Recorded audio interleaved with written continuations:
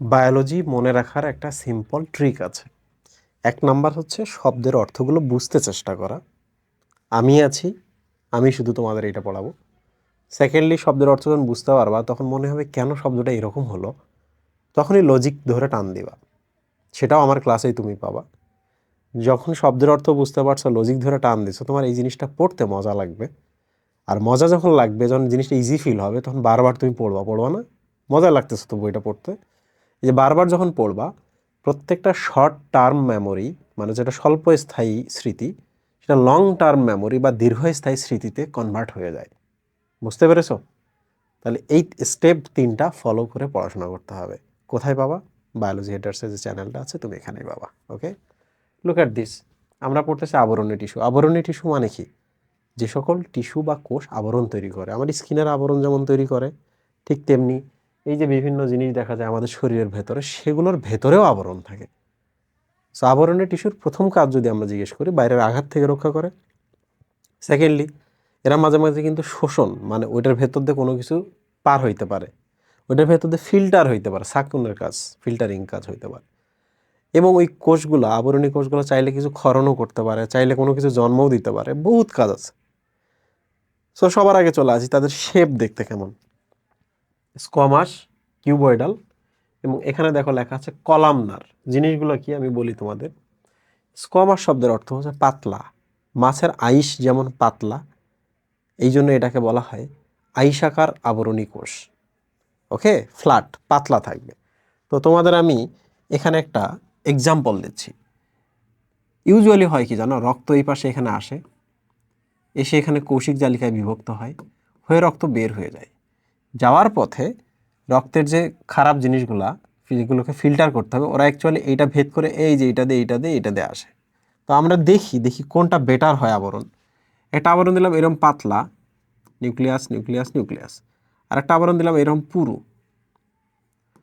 এখন তুমি আমারে বলো তো, এই জায়গাটার নাম কি জানো? এই জিনিসটার নাম হচ্ছে নেফ্রন। নেফ্রনের এই জায়গাটার নাম হচ্ছে বোম্যান্স ক্যাপসুল। ক্যাপসুল বা কাভার। তো বোম্যান্স ক্যাপসুলে যখন এই জায়গার পদার্থগুলো নিচে নামে, বলো তো এই পাতলাগুলো ভেদ করে এখানে আসা সহজ না? পাতলাগুলো ভেদ করে, নাকি পুরুগুলো ভেদ করে আসা সহজ? এগুলো ভেদ করে আসা খুবই কঠিন। তাহলে আমরা এগুলোর কথা এখানে চিন্তা করব না। আমরা চিন্তা করব যে বোম্যান্স ক্যাপসুলে পাতলা আবরণ থাকে, আইসাকার আবরণ বা স্কোয়ামাস আবরণ, রাইট? তো এই যে দেখো আমরা পাইলাম স্কোয়ামাস আবরণী টিস্যু বা পাতলা আবরণী টিস্যু কোথায় থাকে? নেফ্রনের বোম্যান্স ক্যাপসুলে। কি করতেছে দেখো, আবরণ তৈরি করার কারণে জায়গাটাকে তারা সুরক্ষাও দিচ্ছে, এই পাতলা আবরণ হওয়ার কারণে তারা ফিল্টারেও সাহায্য করতেছে। ইউরিয়া, গ্লুকোজ, বিভিন্ন জিনিস এটা পার হয়ে আসতে পারে। পুরো দিলে এটা পসিবল ছিল না। তাহলে মনে রাখবা এইটা এখানে। এই নেফ্রনে তুমি যদি এই জায়গায় আসো, এই জায়গাটার নাম হলো সংগ্রাহী নালিকা, কালেক্টিং ডাক্ট। সংগ্রাহী নালিকার কারণ কি জানো? অন্য আরেকটা যদি নেফ্রন থাকে, সেই নেফ্রনের জিনিসগুলো তারা এই পাশে নিয়ে আসতে পারে, এটা নিয়ে আসতে পারে, এই যে নালিটাতে যুক্ত হইতে পারে। মানে এরকম নেফ্রন এদিকেও থাকে, ওগুলো এই পাশে এখানে আসতে পারে। সো দিস ইজ সংগ্রাহী নালিকা, যারা সব নেফ্রনের বজ্র পদার্থ পানিগুলো গ্রহণ করছে। তো সংগ্রাহী নালিকার কিন্তু একটা চমৎকার কাজ আছে, সেটা হলো এখানে যে আবরণটা, তুমি চাইলে কিন্তু পাতলা আবরণ দিতে পারবা না, কারণ যাই তুমি এই পাশে নিয়ে আসবা সাথে সাথে বের হয়ে চলে যাবে, তাই না? আমরা তো দেখলাম যে পাতলা আবরণ ভেদ করা সহজ। তাহলে তুমি আর চাইলেও এখানে স্কোয়ামাস বা আইসাকার আবরণ দিতে পারবে না, তোমাকে একটু পুরু আবরণ দিতে হবে।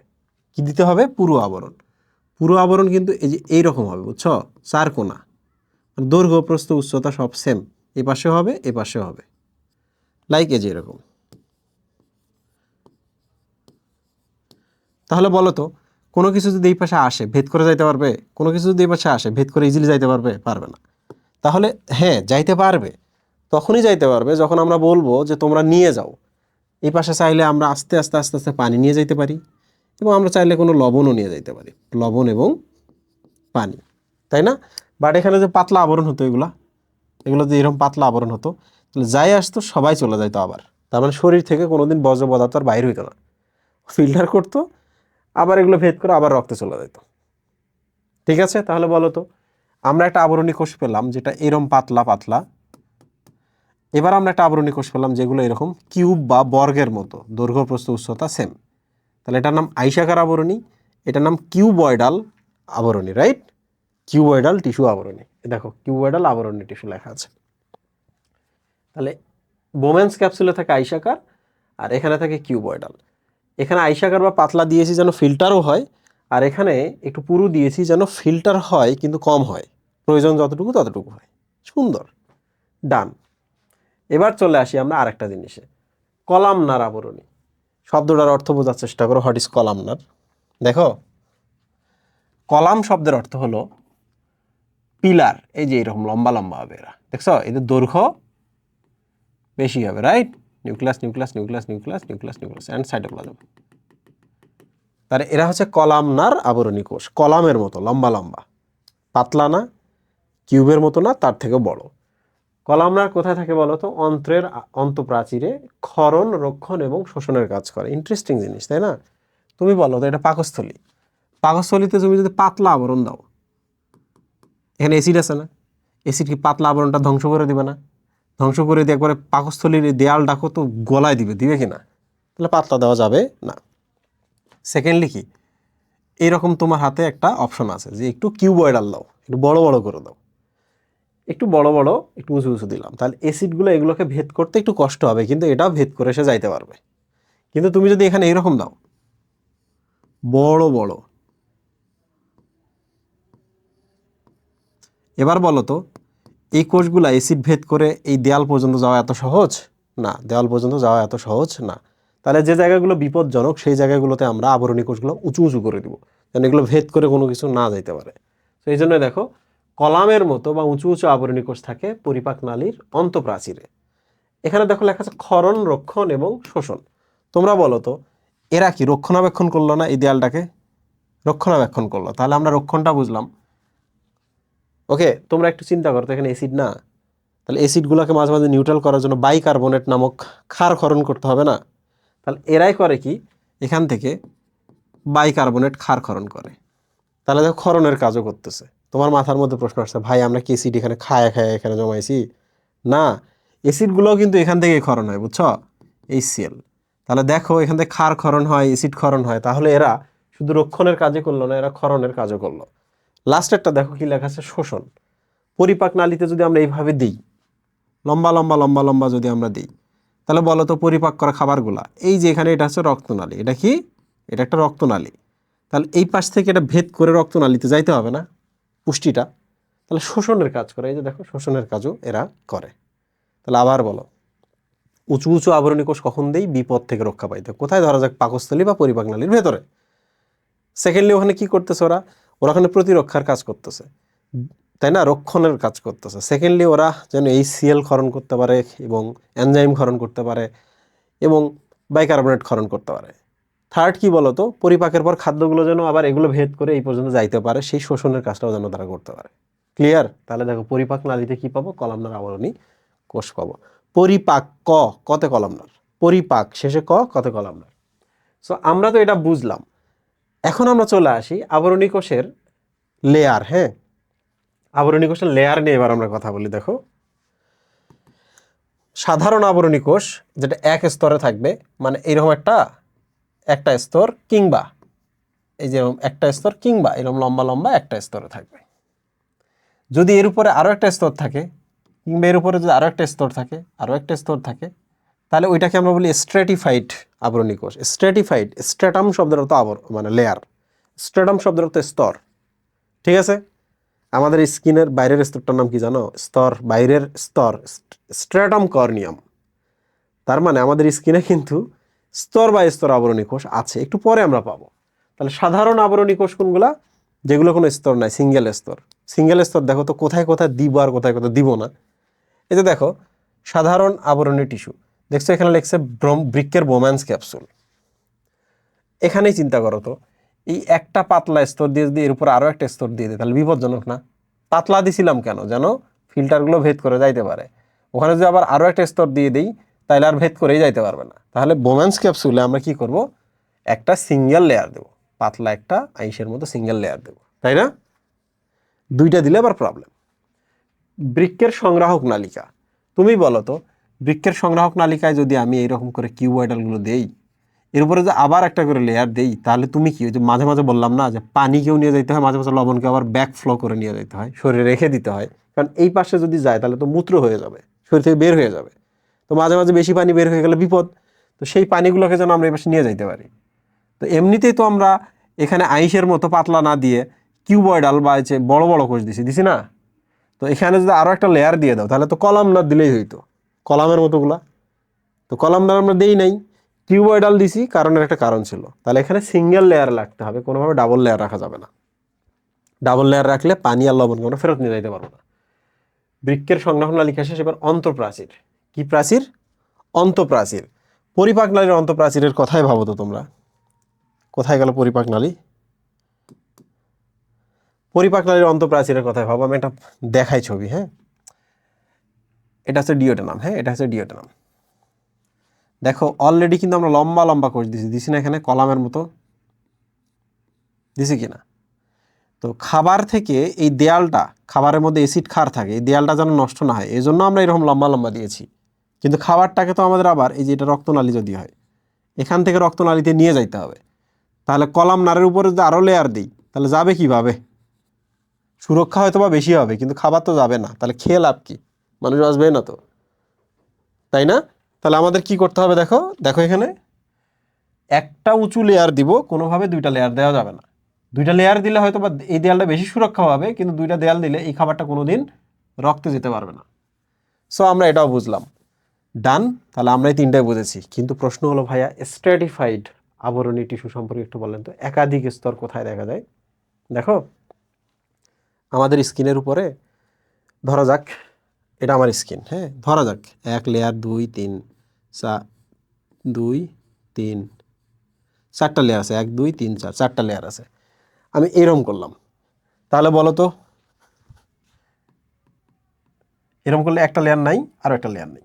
তাহলে 2 মিনিট আগে তুমি দেখলা আমার এখানে 4টা লেয়ার, মাইক্রোস্কোপের নিচে দেখলা, এখন কয়টা লেয়ার হলো? 2টা, তাই না?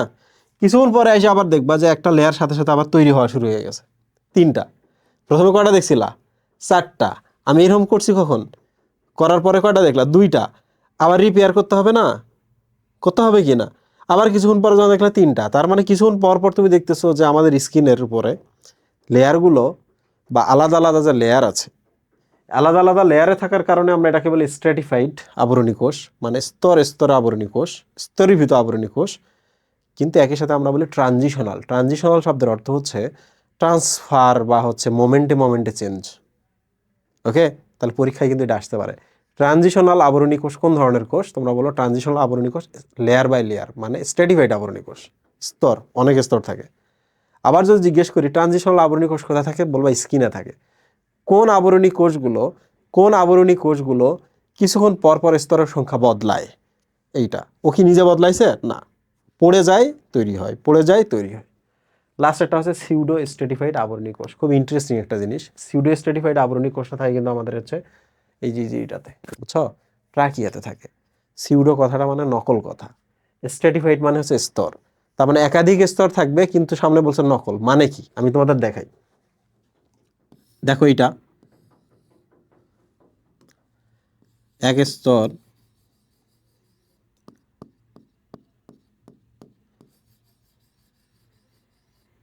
2 স্তর। বলো তো এখানে 2 স্তর, তার মানে এটা কোন ধরনের টিস্যু? সাধারণ সিউডো নাকি স্ট্র্যাটিফাইড? স্ট্র্যাটিফাইড না? কিন্তু তোমাদের আবার আমি আরেকটা দেখাই, দেখো তো এরকম একটা কোষ দিলাম, একটু এই দিকটা চওড়া করে দিলাম, দেখছো? দেখো দেখো নিচটা একটু সরু করে দিলাম, সাথে সাথে করলাম কি, এদিক থেকে একটা কোষ এই যে মাথা পর্যন্ত পৌঁছায় দিলাম। তাহলে বলো তো এই কোষটার নিউক্লিয়াসটা কোথায় বসবে? এখানে বসবে না? এই কোষের নিউক্লিয়াসটা কি এখানে বসবে না? আবার দেখো এই পাশে আরেকটা কোষ আমি দিলাম প্রসারিত, এরম করে দিলাম। পাশের একটা কোষের আমি এরম করে দিলাম। তাহলে এরটা চওড়া জায়গায়, এর নিউক্লিয়াসটা এখানে। দেখে কি মনে হচ্ছে না? দেখো তো এটার মতো নিউক্লিয়াস, এই স্তরে আছে নিউক্লিয়াস, আবার দেখো নিচের স্তরে দুই স্তরে নিউক্লিয়াস থাকে। এখানে দেখে কি মনে হচ্ছে? এখানে নিউক্লিয়াস, পরে থেকে এখানে এখানে এখানে এখানে এখানে এখানে এখানে এখানে। দেখে কি মনে হচ্ছে না যে এইটার এটা মনে হয় সেম? সেম মনে হচ্ছে না? কিন্তু সেম কি না, এখানে কি কোনো স্তর হয়েছে? প্রত্যেকটা কোষের দেখো মাথা এখানে, লেজ এখানে, মাথা এখানে, লেজ এখানে, মাথা এখানে, লেজ এখানে, মাথা এখানে, লেজ এখানে। তার মানে স্ট্রেটিফাইড একটা কোষের উপরে থাকবে আর একটা নিচে কোষ থাকবে, লেয়ারে লেয়ারে থাকবে। কিন্তু সিউডো মানে নকল। দেখা মনে হবে যে এই কোষটা মনে হয় এখানে, নিচের কোষটা এখানে, উপরের কোষটা এখানে, নিচের কোষটা এখানে মনে হবে, কিন্তু আসলে সত্যি না। বুঝছো, কোষগুলোর শেপগুলোই এমন। ওকে, তাহলে মনে রাখবা সিউডো স্ট্র্যাটিফাইড মানে কি, দেখা মনে হবে একাধিক লেয়ারে আছে, কিন্তু আসলে ওরা এক লেয়ারে আছে। প্রত্যেকটা কোষ বেজলাইন টাচ করে টপ পর্যন্ত পৌঁছায়, প্রত্যেকটা কোষ। নিউক্লিয়াসগুলো মনে হবে দুই সারিতে, কিন্তু নিউক্লিয়াসগুলো আসলে প্রসারিত জায়গায় বসে। কোষটার যে জায়গা বেশি প্রসারিত সেখানে থাকে, দেখা এই জন্য মনে হয় যে একাধিক সারিতে নিউক্লিয়াসগুলো আছে, এদের মতো মনে হয়। বন্ধুরা, এবার আরেকটা জিনিস তোমাদের বলি, সেটা হলো সিউডো স্ট্র্যাটিফাইড কোষের একটা ছবি অ্যাড করে দিই আমি। দেখো তো, এরকম একটা কোষের দিকে তাকাতো, বলতো এটা দেখে কি মনে হচ্ছে? পান পাত্র না? মদ খায় যে এইটাতে, হ্যাঁ, মদের এই যে এরকম করে ধরে না, তোমরা তো মুভিতে দেখছো না যে এইটাতে ড্রিঙ্কস থাকে, মদ খায় এটার মধ্যে। তাহলে এটার নাম কি বলো তো? গ্লাস। আর নাম কি? পান পাত্র। পান করার জন্য যে পাত্রটা ব্যবহার করছে, পান পাত্র। তোমরা কি জানো এই ধরনের পান পাত্রের মধ্যে একটা কোষ থাকে, ওইটাকে পান পাত্র না বলে বলা হয় গবলেট। কি বলা হয়? গবলেট। মানুষের কিন্তু এটা থাকে, যে এরকম তোমরা খেয়াল করছো, এদিকে চওড়া, এদিকে একটু সরু, এরকম ফিল দিতেছে না? তো এই ধরনের কোষ দিয়ে তো তাহলে এই যেগুলো তৈরি পসিবল, তাই না? নাকি এটা এটা পসিবল না? গবলেট কোষের কাজ কি জানো? মিউকাস ক্ষরণ করে। তোমরাই বলো তো, কাশি দিলে মিউকাস আসে না আমাদের? তাহলে আমাদের পরিপাক নালীতে এই যে এই ধরনের গবলেট কোষ আছে, যারা মিউকাস ক্ষরণ করে, চেহারাটা এই কারণে এদের দেখা মনে হয় যে এরা সিউডো স্ট্র্যাটিফাইড, তাই না? তো প্রিয় স্টুডেন্ট, সিউডো স্ট্র্যাটিফাইড আবরণী টিস্যু অ্যাকচুয়ালি আমাদের ট্রাকিয়াতে দেখা যায়, বা আমাদের শ্বাসনালীতে দেখা যায়। ওকে, মনে রাখবা যে এরা মিউকাস ক্ষরণ করে। ওকে, তো আমরা মোটামুটি সব বুঝলাম। একটু সময় লেগেছে, মাথা ঠান্ডা রেখে পড়বা। এবার চলে আসি যে আবরণী কোষগুলোতে বিভিন্ন জিনিস যুক্ত থাকে। কারো সিলিয়া থাকতে পারে, কারো ফ্লাজেলা থাকতে পারে, কেউ কোনো কিছু ক্ষরণ করতে পারে। তো সিলিয়া যুক্ত আবরণী কোষ, লুক এট দিস। এই যে এটা আমাদের শ্বাসনালী। তো আমরা তো জানি এখানে সিউডো স্ট্র্যাটিফাইড আবরণী কোষ থাকে, কিন্তু এগুলোতে দেখো একটা করে চুলের মতো, দেখছো? এবং ডিরেকশন কি উপরের দিকে না? ডিরেকশন কি উপরের দিকে না? তোমরা কি জানো উপরের দিকে ডিরেকশন হওয়ার কারণ কি? কারণ হচ্ছে আমাদের এখানে মিউকাস থাকে, পিচ্ছিল তরল থাকে। শ্বাসের সাথে যখন কোনো ধুলাবালি এখানে আসে, এই পিচ্ছিল তরলগুলো তখন ময়লা হয়ে যায়। পিচ্ছিল তরলগুলোকে কোনোভাবে আমাদের ফুসফুসে ঢুকতে দেওয়া যাবে না। তো এই সিলিয়াগুলো এখানে আছে, সারাক্ষণ এরম এরম করে কাশির মাধ্যমে এগুলো বাইর করবে। তাহলে বলো তো, শ্বাসনালীর ভেতরে কি সিলিয়াযুক্ত কোষ রাখতে হবে না?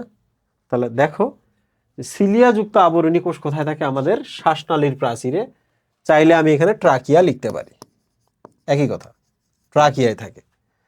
ফ্লাজেলা যুক্ত আবরণী কোষ, ফ্লাজেলা থাকে, দেখো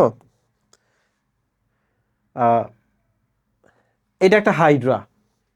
হাইড্রা খাবার খায় যে পাশে, খাওয়া শেষে পরিপাকের পরে বজ্র এই পাশে ত্যাগ করে। ওর মুখ ওই একটাই যেটা দেশে খাবার গ্রহণ করে এবং ত্যাগও করে।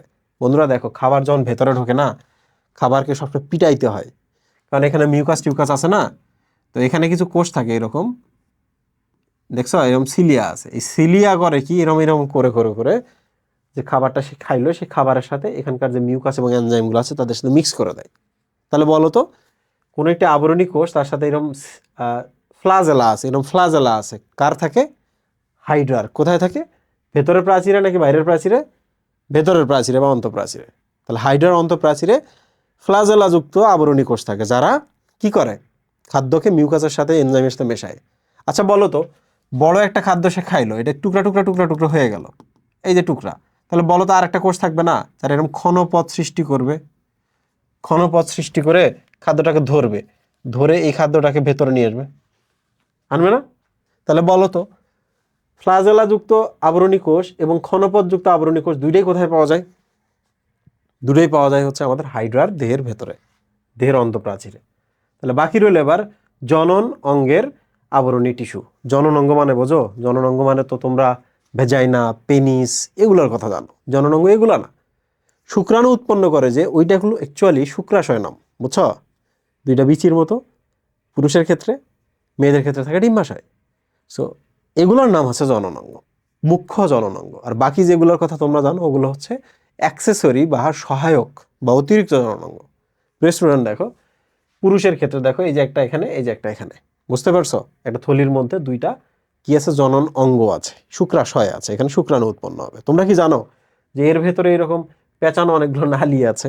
এই পেঁচানো নালীগুলাকে তুমি যদি বাইর করো, দেখো এই যে পেঁচানো, দেখছো পেঁচানো নালী, এই পেঁচানো নালী কাটে তুমি এই যে কাটো তো, এই যে কাটলে দেখো ভেতরে আমরা দেখতে পাবো। তাহলে দেখছো এই নালীটার ভেতরে আবরণী কোষ আছে, এই আবরণী কোষগুলো বিভাজন হয়ে এরকম শুক্রাণু তৈরি করে।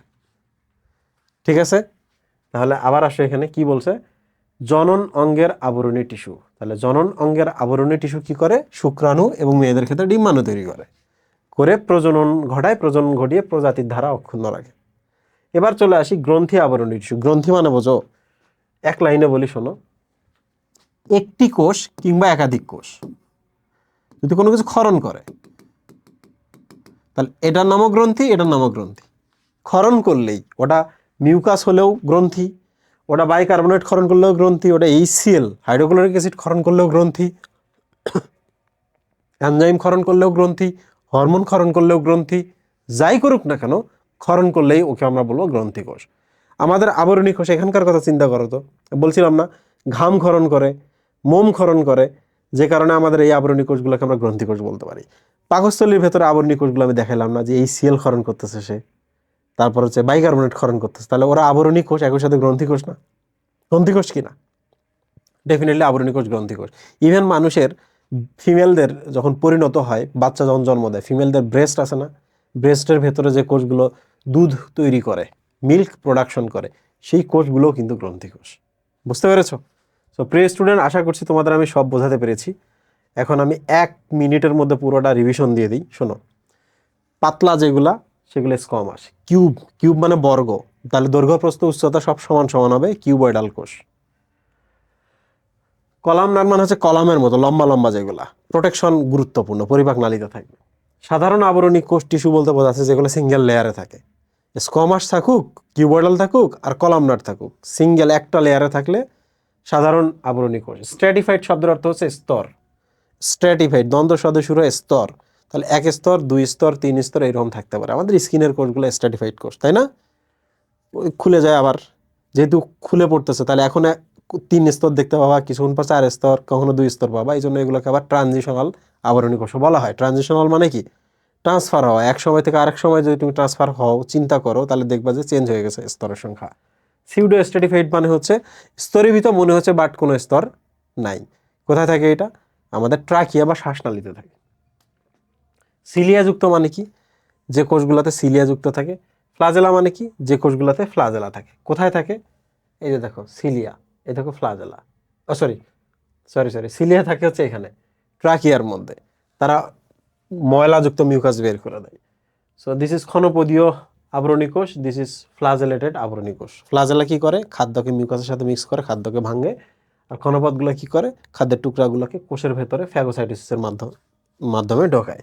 রাইট? আর কি আছে এখানে? জনন অঙ্গের আবরণী কোষ। আমি তো দেখাইলাম যে আমাদের জনন অঙ্গের ভেতরে যে নালীগুলো থাকে, সেই নালীগুলোর ভেতরে দেখো শুক্রাণু উৎপন্ন হয়। রাইট? মেয়েদের ক্ষেত্রে ডিম্বাণু উৎপন্ন হয়। গ্রন্থি আবরণী কোষ মানে হচ্ছে যে আবরণী কোষগুলো কোনো কিছু ক্ষরণ করে, যাই ক্ষরণ করুক না কেন। Let's talk about some quiz. Okay, বৃক্কের সংগ্রাহক নালিকায় কোন আবরণী কোষ থাকে? আমি তো বলেছিলাম বৃক্কের সংগ্রাহী নালিকা হলো এটা। পাতলা দিতে পারবা না, কারণ যাই ফিল্টার করছে সব আবার ফেরত যাবে শরীরের মধ্যে। তাহলে তোমাকে কি করতে হবে, এইরকম দিতে হবে। তাহলে যা ক্ষরণ করছো কিছু যাবে, বেশিরভাগ এইদিকে নামবে, তাই না?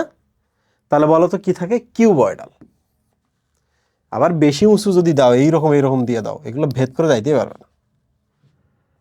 বৃক্কের কোন টিস্যু হতে জনন কোষ উৎপন্ন হয়? জনন কোষ, এই যে আবরণী টিস্যু, তাই না? আবরণী টিস্যু থেকে জনন কোষ উৎপন্ন হয়, দেখালাম আমি। এর ভেতরে নালী, নালীর ভেতরে জনন কোষ। মেরুদণ্ডী প্রাণীদের শ্বাসনালীর প্রাচীরে কোনটি দেখা যায়? শ্বাসনালীর প্রাচীরে, এই যে আমাদের শ্বাসনালী দুইটা ফুসফুসে চলে গেছে, তো এখানে যেগুলো থাকে সিলিয়া থাকে, তাই না? এগুলো সিলিয়া থাকে, উপরের দিকে মুখ করে থাকে, বাইর করে দেয় সিলিয়া। অঙ্গকে বাইরের আঘাত থেকে রক্ষা করা কার কাজ? ডেফিনেটলি আবরণী কোষের কাজ। আকৃতি, অবস্থান, কাজের প্রকৃতিভেদে আবরণী টিস্যু কয় ধরনের? সবসময় আমরা দেখলাম 3 ধরনের করে: আকৃতি, অবস্থান, কাজ। তাই নাকি? দেখি, আকৃতি, অবস্থান, কাজ, এই যে 3 ধরনের। তোমরা কি জানো এই প্রশ্নগুলো মানে খুব খারাপ প্রশ্ন। কারণ প্রশ্ন করার যদি টিচারের সময় না থাকে এই ধরনের কোশ্চেন বানাবে। ওকে, এগুলো কিন্তু খুব বাজে ধরনের প্রশ্ন। ইন্টারমিডিয়েটে গিয়ে কলেজে পাবা, কিন্তু বোর্ডে তুমি এগুলো পাবা না। ওকে, কত চমৎকার চমৎকার প্রশ্ন দেওয়ার সুযোগ আছে, এটা কি ধরনের প্রশ্ন দিয়েছে? মানুষের ত্বকে কোন ধরনের আবরণী কোষ থাকে? খুবই ইম্পর্টেন্ট। আমাদের এরকম করলে যেহেতু আবরণী কোষ পড়ে যায়, তাহলে অনেক স্তরের দিতে হবে, তাই না? স্তর মানে স্ট্র্যাটিফাইড। থ্যাংক ইউ সবাইকে। এরপর আমরা যোজক টিস্যু বা কানেকটিভ টিস্যু নিয়ে কথা বলবো। আল্লাহ হাফেজ। আর অবশ্যই অবশ্যই কমেন্টে জানাবা কেমন লেগেছে।